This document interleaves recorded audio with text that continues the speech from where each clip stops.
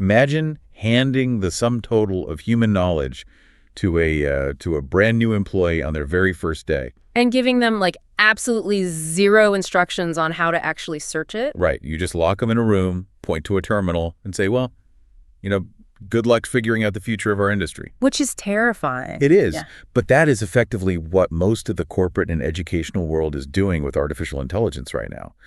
We are throwing this unprecedented technological force at people and just expecting them to intuitively know how to steer it. Yeah, it is a massive structural failure in how we handle technological shifts. I mean, we are standing in the middle of the most significant paradigm change since the internet itself. Exactly. Yet the average professional is essentially navigating without a compass. They know the technology is powerful, but without a concrete methodology to integrate it, that power just translates into, well, ambient anxiety. Ambient anxiety, I like that term. But what if a government actually sat down and built that compass? Today, our deep dive is focused on a masterclass in technological integration. And a really surprising one, too. Yeah, we are looking at an official 2026 policy and guideline framework from the Cambodian Ministry of Education, Youth, and Sport. And this was produced in collaboration with KAPE, which is the Kampuchea Action to Promote Education. It's an incredibly detailed document. It really is. Yeah. And our mission today isn't just to look at Cambodian policy in a vacuum. We are going to extract the psychology and the mechanics of how an entire nation is systematically training its workforce to tame AI.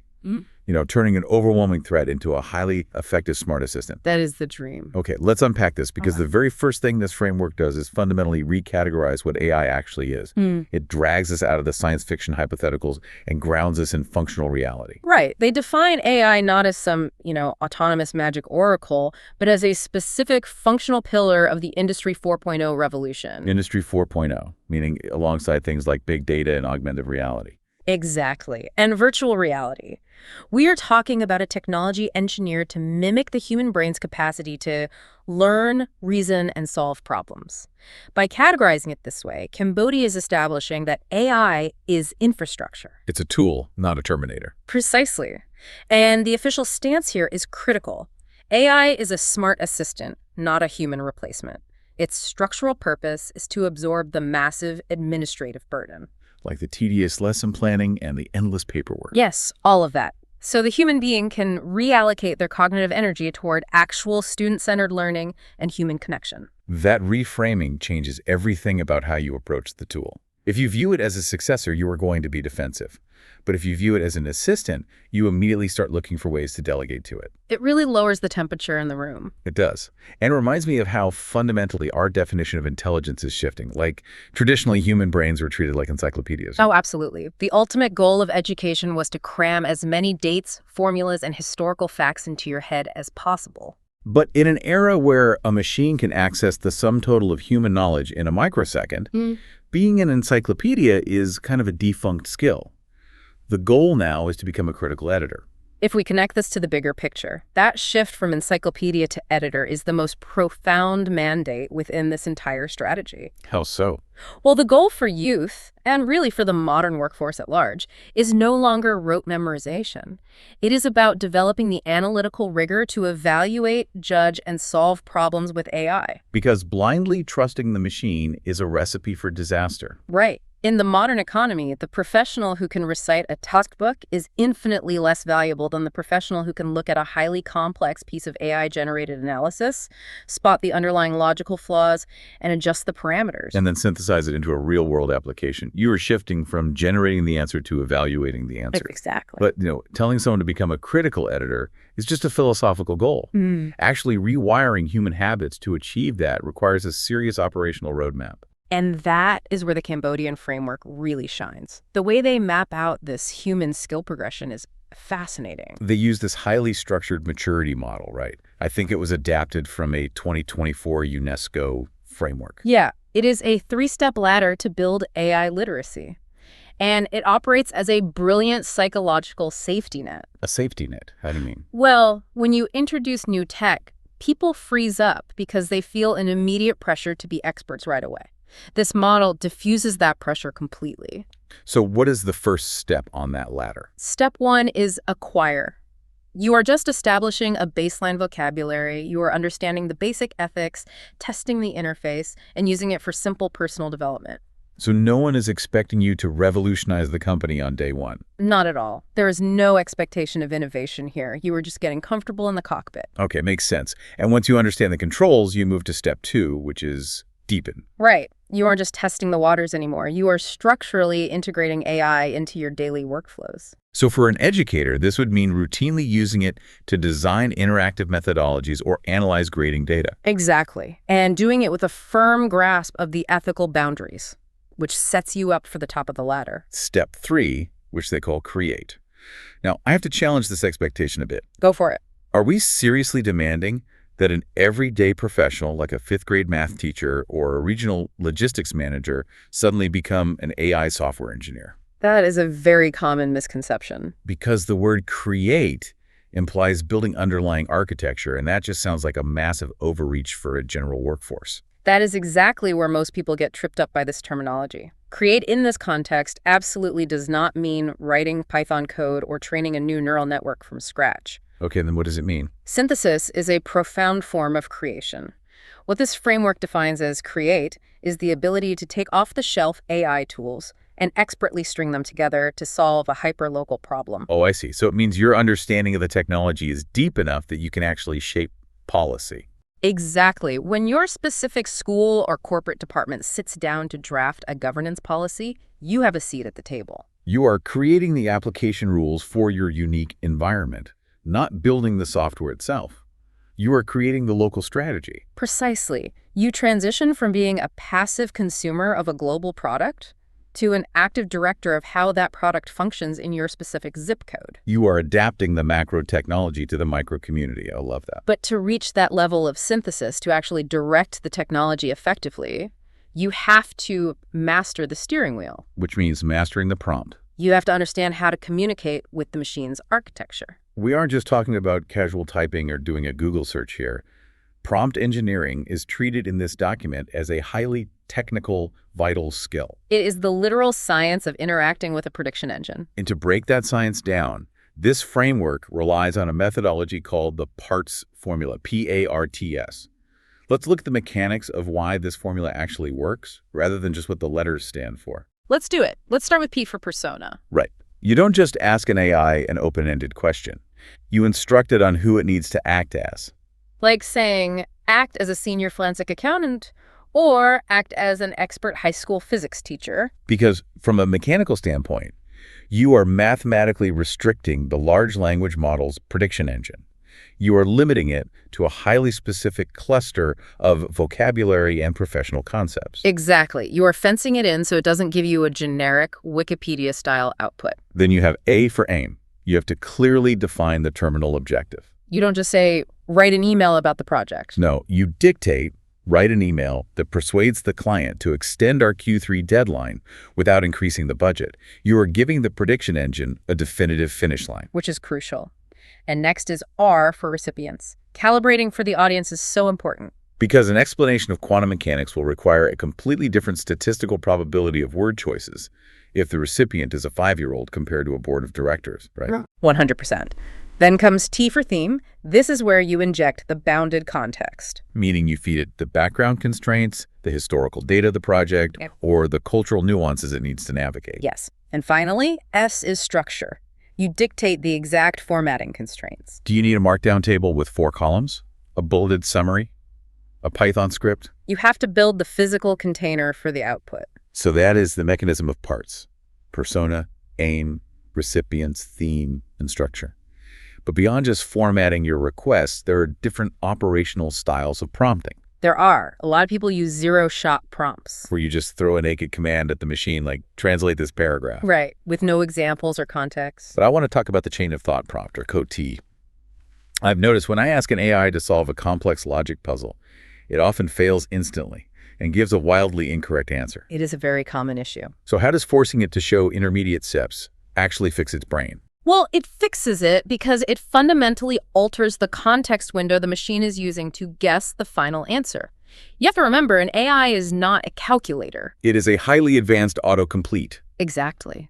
If you asked for the final answer to a complex multi-step problem immediately, the machine is just statistically guessing the most plausible sounding final number, which is why it fails. Okay. But when you use a chain of thought prompt, When you explicitly command the AI to generate the intermediate logical steps one by one, the machine is now using its own generated logic steps as the context for its next prediction. oh wow. So by mapping out the sequence step by step, you force the model to adhere to a logical progression. Drastically increasing the accuracy of the final conclusion. Okay, here's where it gets really interesting. Because applying that level of control is absolutely critical when you're dealing with local nuance. It is vital. I was looking at a highly specific prompt example they use in this framework regarding image generation. The one about adapting the educational graphic. Yes. A teacher needs to transform a highly specific educational graphic into a child-friendly aesthetic. But the prompt doesn't just lazily say, make this cute. No, the parameters are incredibly surgical. The prompt acts as a strict architectural blueprint. It commands the AI to preserve the exact spatial structure, the identical pointer lines, and the precise captions of the original diagram. And crucially, it explicitly commands the AI not to translate, rewrite, blur, or move a single character of the cover text. That blew my mind. It has to perfectly isolate and preserve the local language while entirely regenerating the aesthetic environment around it. And that level of precision is non-negotiable when leveraging a tool trained predominantly on Western English language data.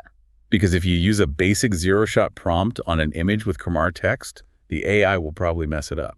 It will likely try to translate it into English or will recognize the text as visual noise and just blur it out entirely. Just because it lacks the deep training to recreate that specific alphabet stylistically? Exactly. A surgically engineered prompt puts a leash on the machine. It allows the educator to harness the generative power of the AI without letting it steamroll over the local linguistic and cultural integrity. So what does this all mean? We have established this incredibly powerful workflow. Right. You treat the AI as a smart assistant. You climb the maturity ladder to synthesize your own local applications.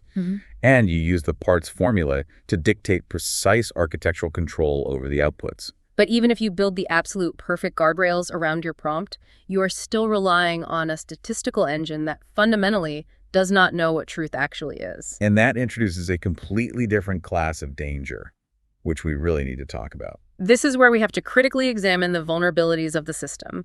The framework dedicates significant attention to how this technology fails, structurally and legally. Let's start with the concept of hallucination, because understanding the mechanism behind this is vital. A hallucination isn't the AI deciding to lie to you.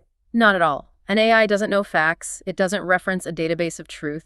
It relies purely on the statistical probabilities of words appearing next to each other. Right. So an AI can construct a perfectly grammatical, highly confident paragraph detailing a historical event that never happened. Or citing a legal precedent that literally does not exist. Simply because those specific words are statistically likely to cluster together in its training data.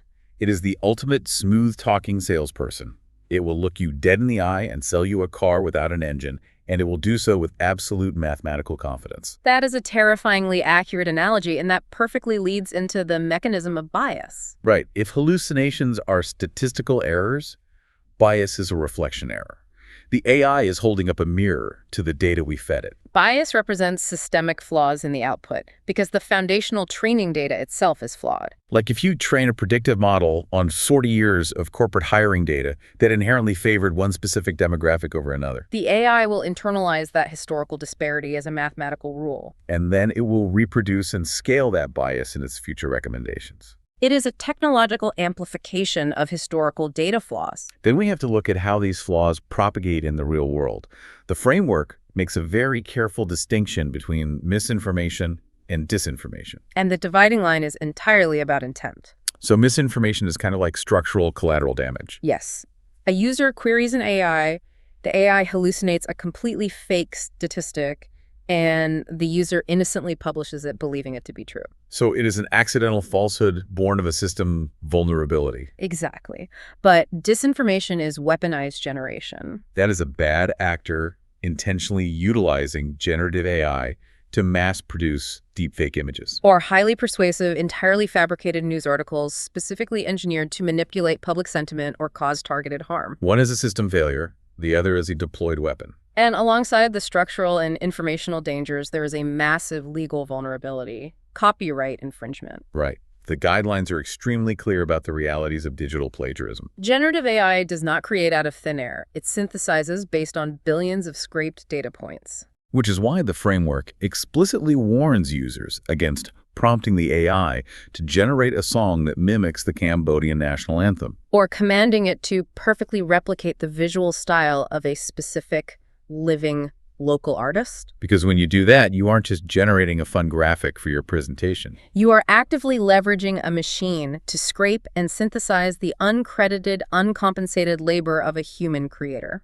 It is a complete intellectual property minefield. And this raises an important question regarding our operational strategy moving forward. The Cambodian ministry makes it very clear that because of these constant vulnerabilities, continuous professional learning is non-negotiable. Because of the hallucinations, the bias, the copyright issues. Yes. The architecture of AI is evolving at a breakneck pace. The limitations of a model 6 months ago are vastly different from the limitations today. So trusting the machine blindly is essentially an abdication of professional responsibility. You cannot just set this technology on autopilot. Going back to our earlier analogy, you are the critical editor. And the editor still has to painstakingly review the manuscript, verify the citations, and check for plagiarism before it ever goes to print. The human being remains the ultimate arbiter of truth, quality, and application. The machine provides the raw processing power, but the human provides the context and the boundaries. Exactly. This has been a genuinely fascinating look at how to systematically approach a technological revolution. We started by tearing down the anxiety of AI as a human replacement. Properly categorizing it as an Industry 4.0 smart assistant. We looked at the psychological relief of the acquire, deepen, create ladder. You're giving yourself the permission to just be a beginner before you try to synthesize complex local solutions. And we examined the underlying mechanics of prompt engineering, using the parts formula and chain of thought reasoning to mathematically restrict the prediction engine and demand precision. And we soberly looked at the structural vulnerabilities of the system, understanding that statistical hallucinations, data-driven bias, and the realities of digital plagiarism require constant, vigilant human oversight. Whether you are an educator designing curriculum in Phnom Penh or a logistics executive managing a supply chain in New York, the mechanics of this framework are universal. It cuts through the paralyzing noise and offers a highly operational blueprint for integrating AI with purpose and clarity. It transitions you from being overwhelmed by the technology to being in command of it. But it also leaves us with a fascinating philosophical thread to pull on. We began this deep dive by talking about how traditional education valued the human brain as an encyclopedia, rewarding the ability to generate the correct answers. And we are now entering an era where the machine can mechanically generate those answers in milliseconds. Right. So if the machine completely subsumes the mechanical generation of our content, our data, and our answers, will the future of human intelligence, the true value of a person in society and the economy, rely entirely on the quality, the rigor, and the precision of the questions we are brave enough to ask? It is the ultimate evolution of the workforce. The premium is no longer on knowing the answer. The premium is on asking the right question. Something to mull over the next time you are staring at a blinking cursor in an empty chat box. Until next time, keep asking great questions.